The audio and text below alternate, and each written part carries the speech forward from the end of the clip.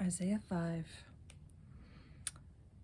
8 through 24, 25, starting in 8. Woe to you who add house to house and join field to field till no space is left, and you live alone in the land. The Lord Almighty has declared in my hearing, surely the great houses will become desolate, the fine mansions left with no occupants. A 10-acre vineyard will produce only a bath of wine, a homer of seed, only an ephah of grain.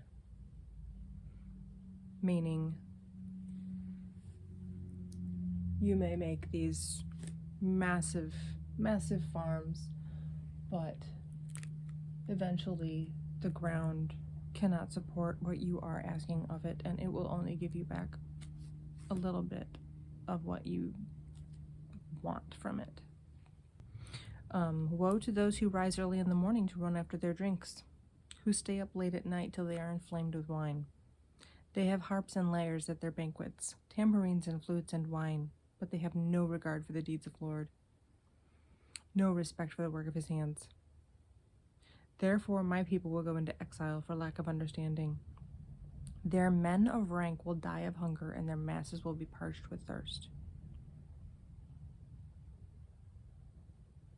Therefore the grave, also known as Sheol in Hebrew, which is hell, basically, enlarges its appetite and opens its mouth without limit.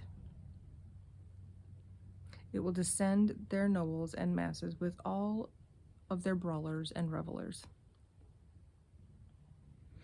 So man will be brought low and mankind humbled, the eyes of the arrogant humbled. But the Lord Almighty will be exalted in his justice, and the holy God will show himself holy by his righteousness. Then sheep will graze as in their own pastures, lambs will feed. Also, strangers will eat, in the Hebrew, among the ruins of the rich. So these grand places that rich people or people with pride and arrogance and look what I have, they will build these big houses and lots of land, but they will come to ruin, and they will fall into the pit of hell, and then people they don't even know are going to come use their land. Woe to those who draw sin along with cords of deceit, and wickedness as with cart ropes. To those who say, let God hurry, let him hasten his work so we may see. Let it approach, let the plan of the Holy One of Israel come so we may know it.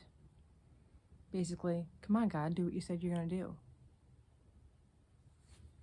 Woe to those who call evil good and good evil, who put darkness for light and light for darkness, who put bitter for sweet and sweet for bitter. Woe to those who are wise in their own eyes and clever in their own sight. Woe to those who are heroes at drinking wine and champions at mixing drinks, who acquit the guilty for a bribe, but deny justice to the innocent. Basically, our justice system, as it is today.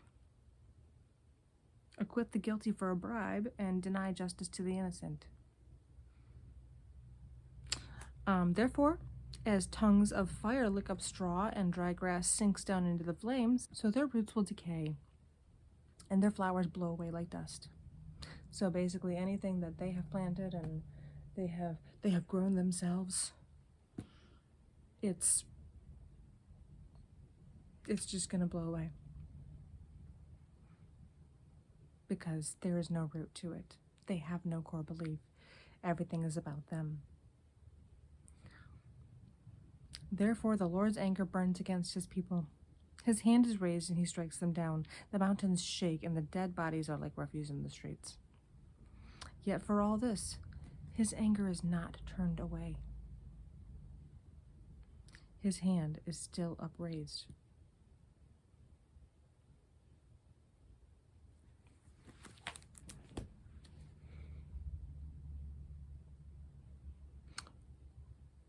Righteous anger is a good thing.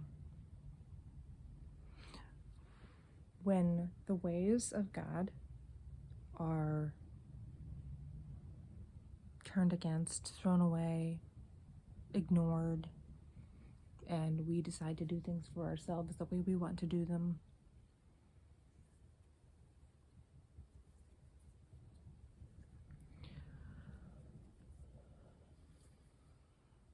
we're going to reap what we sow.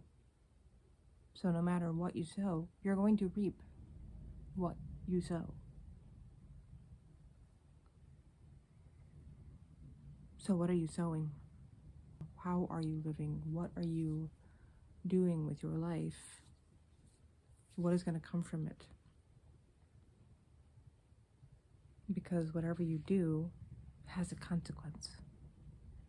Whether it's a good or a bad consequence is up to you. Follow the Bible. Follow God's word.